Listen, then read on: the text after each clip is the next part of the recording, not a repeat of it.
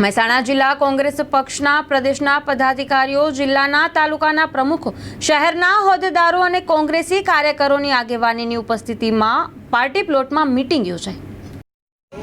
કોંગ્રેસના મોવડી મંડળ અને ઇન્ડિયા ગઠબંધનના તમામ વરિષ્ઠ આગેવાનો ખૂબ હૃદયથી આભાર માનું છું અને એ સાથે મારા મહેસાણા જિલ્લાના તમામ મોવડી મંડળના આગેવાનો ખૂબ આભાર માનું છું। એક ગરીબ, એક સાચા કાર્યકરને, એક સેવકને ટિકિટ આપી છે એ બદલ હું ખૂબ આભાર વ્યક્ત કરું છું। આ લોકસભાનું ઇલેક્શન છે, મને ખ્યાલ છે કે આ ઇલેક્શન લડવા માટે ઘણી બધી જરૂર પડતી હોય છે, ઘણી બધી શક્તિની જરૂર પડતી હોય છે। સામેના ઉમેદવારોમાં ભારતીય જનતા પાર્ટી સરકાર સાથે ચાલી રહી છે।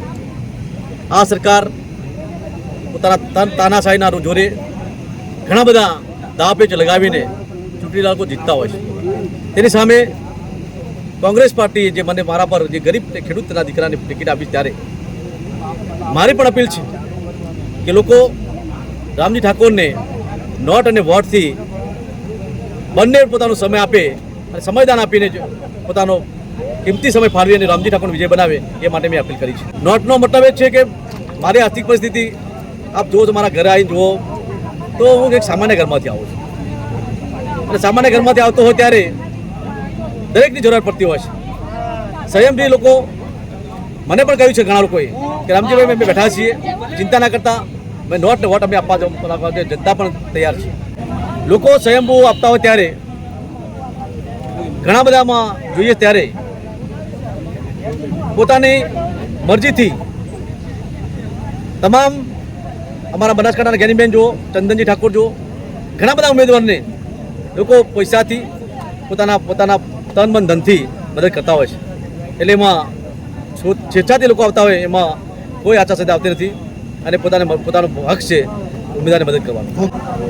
અમારા વિજાપુરના ઉમેદવાર શ્રી દિનેશભાઈ પટેલ અને લોકસભાનું અમારા મહેસાણાનું બંનેનું ફોર્મ ભરવાનું છે, તો અમે ઉમેદવાર અમારા વિજાપુરના લોકસભાના ઉમેદવાર દિનેશભાઈ પટેલનું ફોર્મ 18 તારીખ રાખી છે અને અમારા ફોર્મ ભરવાનું તો 19 તારીખ રાખેલી છે। નહીં આપ જોયું તો બધું અમારું આખું કોંગ્રેસનું મોવડી મંડળ લગભગ ખુરશી પણ ઓછી પડી, તમે જોતા હશો તો બધા કોંગ્રેસના મોવડી મંડળો અહીંયા આવ્યા છે, પોતાના તન મન ધનથી રામજી ઠાકોરને અને દિનેશભાઈને બંને સંમત આપ્યા છે।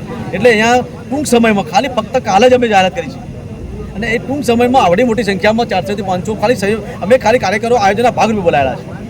એટલે એમાં કોઈ શંકાની સા નથી, તમામ લોકો રામજીભાઈ ઠાકોર અને દિનેશભાઈના સાથે જ છે। રામજીભાઈ, ગઠબંધન કરવામાં જે આવ્યું છે તો ચૂંટણીને લઈને કેવું અસરકારક રહેશે?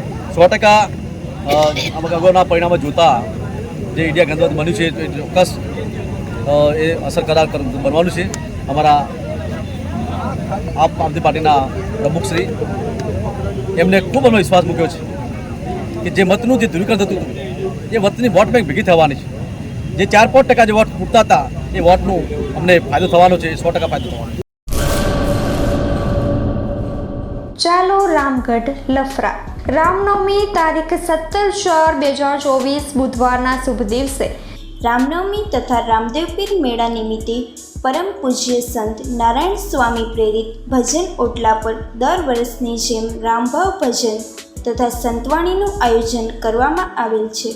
સંતવાણીના કલાકારો નિરંજનભાઈ પંડ્યા ભજન સમ્રાટ, બિરજુભાઈ બારોટ ખ્યાતનામ ભજનીક, વિજયભાઈ ગઢવીના મુખેથી સંતવાણીના સૂર સંભળાશે।